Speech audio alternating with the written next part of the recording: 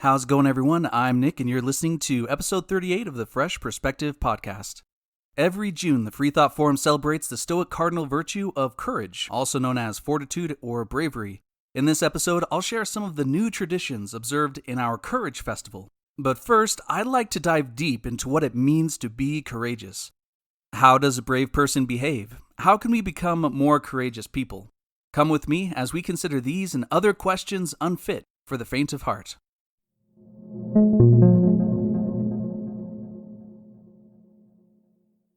This program is brought to you by our local Freethought Forum. We help those in need of an inclusive, supportive, and free-thinking community by hosting public discussions on moral philosophy, healthy living, and science to improve the cohesion, health, and scientific literacy of our society.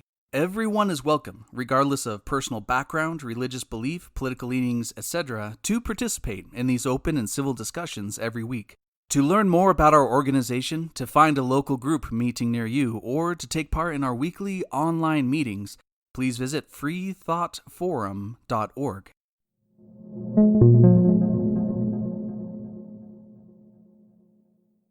This episode has 4 main parts. 1. Cardinal Virtues. 2. What is courage? 3. Becoming a more courageous person. And 4. Courage Fest traditions. Before I jump into this episode's main topic, I have a few quick but important announcements. As of June 2020, our Springville and Draper groups have begun meeting again in person. At this stage of the current pandemic, we will only meet outdoors while all participants are required to wear CDC-compliant face coverings.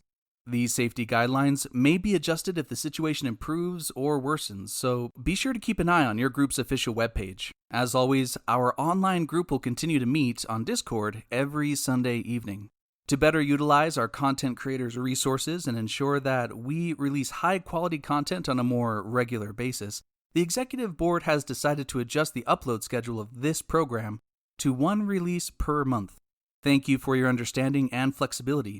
To keep up with all other announcements from the Freethought Forum, be sure to subscribe to our monthly newsletter, complete with thought-provoking articles, quotes from famous intellectuals, a complete list of upcoming events for every one of our groups, and more. Sign up today at freethoughtforum.org/news. Part 1. Cardinal Virtues. One main purpose of the Freethought Forum is to build inclusive, supportive, and free-thinking communities. We want to bring people with different backgrounds and beliefs together to have meaningful conversations and build lasting friendships. Our founders believe that seasonal traditions and celebrations could play a major role in bringing communities together. But what should we celebrate? What can groups of conservatives, liberals, the religious, spiritual, and secular people around the world possibly have in common that could unite them 4 times every year? We answered virtues, or positive human traits that we would all do well to remember and adopt at any time and in any culture. This is how our 4 virtue festivals were born, each observed at 4 roughly equidistant times of the year as determined by our planet's natural solstices and equinoxes that result from the Earth's axial tilt and orbital position relative to the Sun. Our next step was to decide which 4 universal virtues we'd celebrate. Our search led us through great philosophical and religious works around the globe until we settled on ancient Greece, the birthplace of Western philosophy. In Plato's famous work, The Republic, written in 375 BC, he described an ideal society that was governed, essentially, by 4 moral characteristics. These were the virtues of wisdom, harmony, temperance, and courage, also known as prudence, justice, self-control, and fortitude. He and his students argued that all other virtues, such as honesty, patience, hope, compassion, mercy, humility, and endurance, flowed from the mastery of these pivotal 4. Several of his students over the years founded what we call Stoicism and continued to promote these 4 Stoic values throughout ancient Greece and the Roman Empire. Eventually, Rome became the center of Christianity, and the early Catholic Church incorporated these 4 as cardinal virtues. Today, Freemasonry, Protestantism, and secular organizations such as ours carry on this tradition. To Plato's credit, these 4 virtues have even proved broad and deep enough to allow for the inclusion of essential moral characteristics promoted by non-Western traditions, such as the 8 virtues of Taoism and Buddhism's Noble Eightfold Path. Part 2. What is courage? The bravest are surely those who have the clearest vision of what is before them, glory and danger alike, and yet notwithstanding, go out to meet it. Thucydides. According to Aristotle, courage is the virtuous middle ground between the extreme vices of cowardice and recklessness. By considering these extremes of absence and excess, we can better understand the virtue between them. The first extreme shows us what we all would be without a sufficient amount of courage. A coward keeps their head down, makes excuses, and doesn't want to get involved. Like a prey animal, they run and hide. They live life as a perpetual victim and are quick to blame others for their misfortunes. They are too careful and miss opportunities to change themselves, their circumstances, or their society. Likewise, those around them are left to be victimized as well. Cowardice is related to laziness, moral impotence, and freezing in the face of challenges, like a deer in the headlights. Recklessness lies on the other end of the spectrum. A reckless person is led by false assumptions. They stubbornly believe that no one else can help. They insert themselves into situations where they are not wanted. They live like an addict, constantly on the prowl for their next fix. A reckless person isn't careful enough and carelessly puts themselves and others in danger. They are the gambler who takes far too many risks, the thrill seeker who scoffs at safety nets, or the pig-headed friend who fails to see the big picture. Recklessness is similar to selfishness, aggression, and greed. Between these two extremes, a brave person is one who acts no more or less than according to what is necessary. The brave don't let fear or hesitation stop them, and they are wise enough to temper their actions with considerations to the consequences of those actions. They act for the betterment of everyone. Put a different way, courage is only courage when it is modified and tempered by the other cardinal virtues of temperance, wisdom, and harmony. When someone is acting brave while undisciplined, foolish, or self-serving, it is far more accurate to describe them as reckless. This virtue is related to assertiveness, valor, confidence, bravery, strength, stoicism, resoluteness, integrity, boldness, gallantry, optimism, hope, enthusiasm, and positivity. How is courage related to positivity? At its core, courage is essentially the will to act. We stand up to a workplace bully, ask a lady to dance, and resist the marauding invaders or die trying. Courageous action is done with full intent and never as an empty performance. Therefore, I think it is related to optimism because we can expect our actions to make a difference. We act with a vision for a better future. Sometimes showing optimism itself is an act of courage. In a well-written story, its hero, or main protagonist, has a noble goal. However, as they try to reach that goal, they meet resistance, challenges, and obstacles. By facing and adapting to those obstacles, they're later able to claim their goal by paying a heavy price. Because they persevered through this struggle, they experience growth as a character. Tales that follow this classic outline tend to resonate with us because they mirror a fundamental human experience. When we want to improve ourselves and/or the world, it can seem like the universe conspires to hold us back.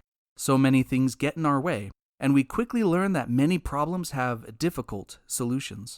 It takes courage to press on and be the hero of a story.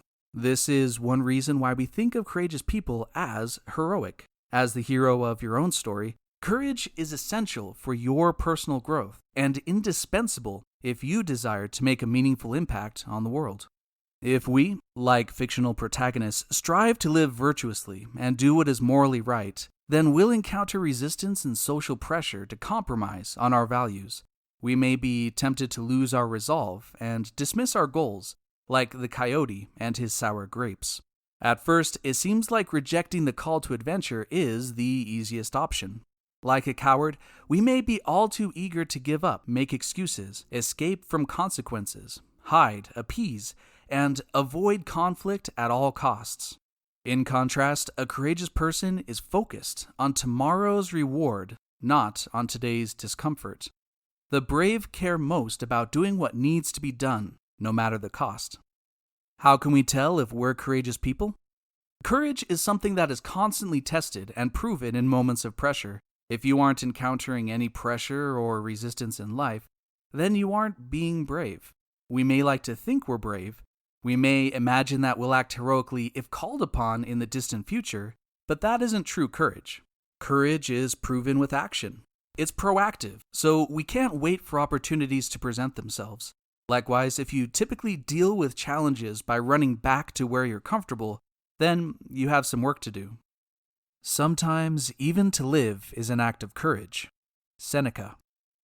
When we act courageously, we boldly rise to the challenges of life and take appropriate action, even with the threat of pain, suffering, danger, uncertainty, intimidation, harsh judgment, shame, rejection, loss, discouragement, despair, or anything else we may fear. In short, we don't let anything stop us or slow us down. We get out of our own way and permit ourselves to go above and beyond what has been done before. As we develop courage, we grow more willing to take responsible chances and make mistakes so that we can learn and improve. Accepting responsibility is a key element of courage. When we look at great fictional heroes such as Arjuna, Gilgamesh, Perseus, St. George, Obi-Wan Kenobi, or Captain America, we soon notice that they approach problems differently than most people. While most people complain, cast blame, ignore, or hide away from important issues, heroes step up and face them. They don't wait around for someone else to save the day. They adopt the problem as their own, bear it on their shoulders, and work to solve it. They, like us, may seek the help of guides and companions, but they never abandon the mission at hand. Fortitude is the guard and support of the other virtues. John Locke. Another thing to consider is moral courage. While it may be easier to face our fears and perform heroic deeds, it is no less important to do what is morally right, despite the pressure to compromise. It takes courage to think for yourself, to change your mind, to reject dogma, social norms, and conventions, to go against the grain, or to swim upstream. Admitting to a mistake, offering forgiveness, and owning up to a crime are also important examples of bravery. This virtue isn't about seeking recognition or decorating your uniform with medals and ribbons. Rather, real courage is about doing what is right in all cases and at all times, especially when no one is looking or keeping score. Likewise, a good test of your moral courage comes when everyone around you has compromised on their values. Should you also relax a little and follow the crowd? A courageous person isn't afraid to say no. They have certain lines they won't cross, even if they are the last person on earth upholding the standard. They are the mountain that refuses to bow to the wind. Courageous people do not define themselves as victims of circumstance. Instead, they live proactively, heroically, and intentionally. They accept new challenges, adapt, and do what needs to be done. By being more courageous, we are better able to carry out our responsibilities, persevere through hardship, protect ourselves and others, come to the aid of others, and more. Part 3. Becoming a more courageous person. Nothing in life is to be feared. It is only to be understood. Now is the time to understand more so that we may fear less. Marie Curie. By exercising courage, we can become more courageous. As we develop this virtue, we'll come to understand it better and experience personal growth. It can be developed like a skill and strengthened like a muscle. How can this be done? I have 3 suggestions. 1. Actively remove obstacles. A man with outward courage dares to die. A man with inner courage dares to live. Lao Tzu. Consider what is holding you back from pursuing what matters most. What is slowing you down as you try to do what needs to be done? Identify and make a list of the roadblocks in your life. Be careful to only list things reasonably within your control. For example, listing Becky as the reason for why you can't find a better job won't help anyone. Once you have your list, focus first on the smallest obstacle. You'll have plenty of time to tackle the larger ones later. Make a morally sound and responsible plan on how to remove or adapt to it. The best plans are the ones that require some character growth and refinement on your part. Try each plan, replace them if necessary, but don't stop until your life's roadblocks are checked off that list. one at a time. 2. Stop making excuses. Cowards die many times before their deaths. The valiant never taste of death but once. William Shakespeare. To be clear, it is perfectly realistic to say that much of what we experience in life can be random, unfair, and pointless. While we are no doubt shaped and buffeted by things outside our control, it is far too common to pretend that nothing is in our control. That unhealthy mindset can cause us to give up the limited power we have. It's like driving a car only to be stopped by a red traffic light. Does that mean that we should get out of the driver's seat and shut ourselves in the trunk to mourn our lost agency? Of course not. We should continue driving. When we are affected by things outside our control, we still have the power to decide how to respond to them. Stop making excuses. This mental exercise is simple. Whenever you feel like you need to come up with an excuse, don't. Whenever you feel the need to defend yourself with some explanation about things outside your control, don't. Become aware of just how often the average person makes excuses. Was your homework turned in late? Accept the penalty and say you'll do better next time. Are you getting a speeding ticket? Thank the officer for doing their job and make a mental note to follow the law more closely. Did you forget to do yesterday's load of laundry? Don't make excuses. Rather, look forward to the future and make plans to develop better habits. It takes courage to be responsible and admit to our mistakes. When we stop making excuses, we allow ourselves to become more confident, capable, and courageous people. 3. Face your fears. We naturally tend to avoid whatever makes us anxious or uncomfortable. However, when we seek to better understand our fears, think deeply about them, and, if prudent, take measures to confront them head-on, we may find that we are far more capable than expected. What makes you nervous, anxious, and uneasy? It is easy to think of something like heights or spiders, but I encourage you to think of what truly derails your good mood or ruins your day. It helps to think of a time when you were miserable and trace the steps back to what caused that feeling in the first place. Are you depressed because you hate your job? Do you hate your job because you're forced to work overtime? Do you have to work overtime because there isn't enough time in the day to do what's expected of you? Why aren't you more honest with your boss about how you need more days to complete your current workload? In this example, this game of connecting the dots has led us to the fear of talking to your boss, a fear that matters far more than of heights or spiders. Fear holds us back in a lot of ways. Sometimes this fear keeps us safe and allows us to live long and healthy lives. Other times, fear keeps us from doing what we need to do to be happier, more fulfilled, more successful, and/or more impactful. When you come across one of these hindering fears, face it. Even if you fail at first, each attempt can help your confidence and courage grow over time. Part 4. Courage Fest Traditions. Fear is the main source of superstition and one of the main sources of cruelty. To conquer fear is the beginning of wisdom. Bertrand Russell. If you can hear me right now, then you are invited to join the Freethought Forum for one of our biggest events of the year.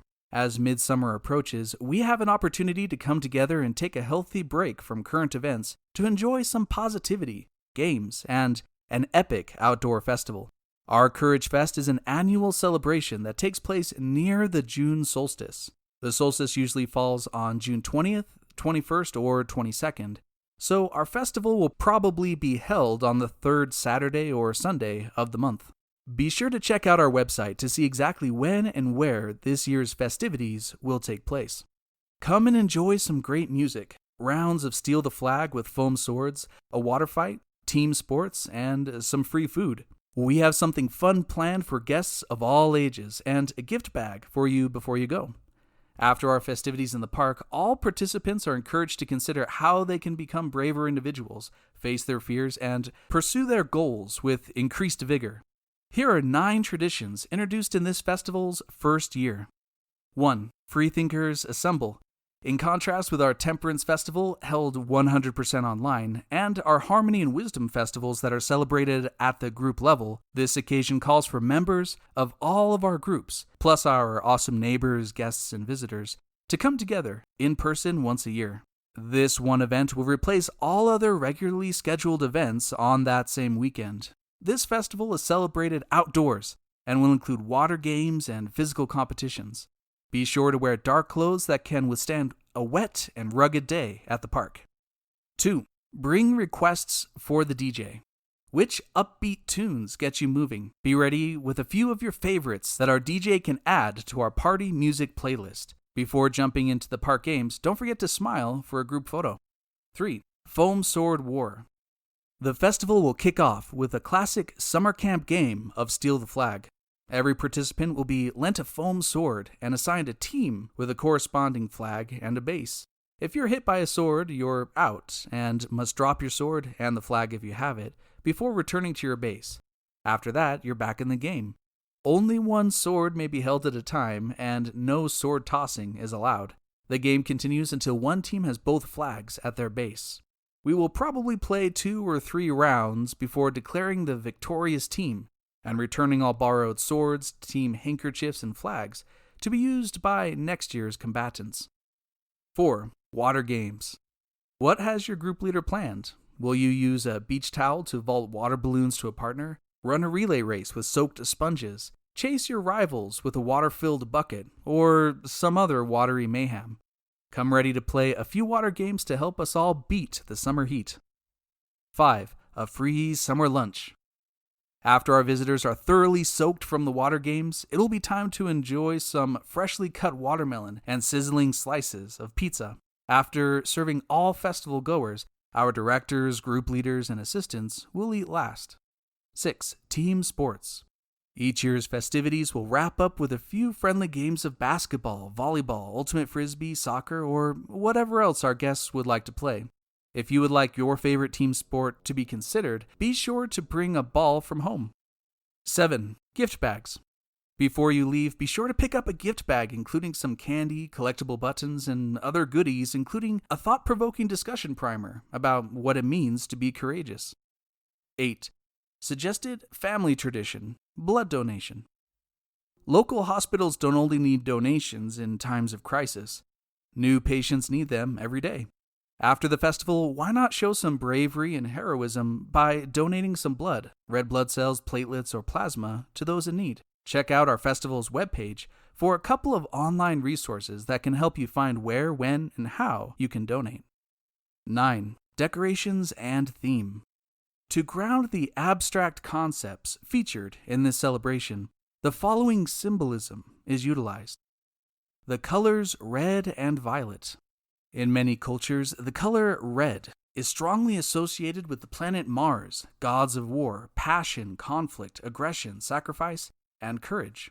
It is a traditional color of happiness, good fortune, and celebration in China and India, and has been used in fearless revolutions throughout history. Thanks to the Tyrian purple dye, violet has been associated with royalty and nobility since ancient times. Today, this color commonly represents individualism and unconventional thinking. Flowers traditionally representative of free thought also tend to have violet petals. The Black Panther. Lions, cougars, and other large wildcats are some of the most widely recognized animal symbols in human cultures. They represent power, nobility, strength, and courage, especially when depicted in an aggressive, rampant stance in Western heraldry. The Egyptian goddess of war, Bast, was depicted as a lioness. The panther is one of the avatars of the Hindu god Vishnu, the preserver. Similarly, lion statues are also found outside of Chinese buildings, serving as symbolic protectors. Crossed swords. The symbol of upward-pointing swords, crossed like an X, calls to a readiness to fight and defend. It is an invitation for challenge and brings to mind one who is ready and willing to face the unknown. If you have enjoyed this conversation or have learned something from it, please leave a like, subscribe, and share it with other open-minded people. All of those things really do make a big difference and help others find our group and our podcast. Thank you. That is all I have for you today, but the conversation continues across social media and in the comment sections below. Do you agree with today's message? Am I mistaken about some detail? What feedback or ideas do you have for this program or our organization? Feel free to share your perspective.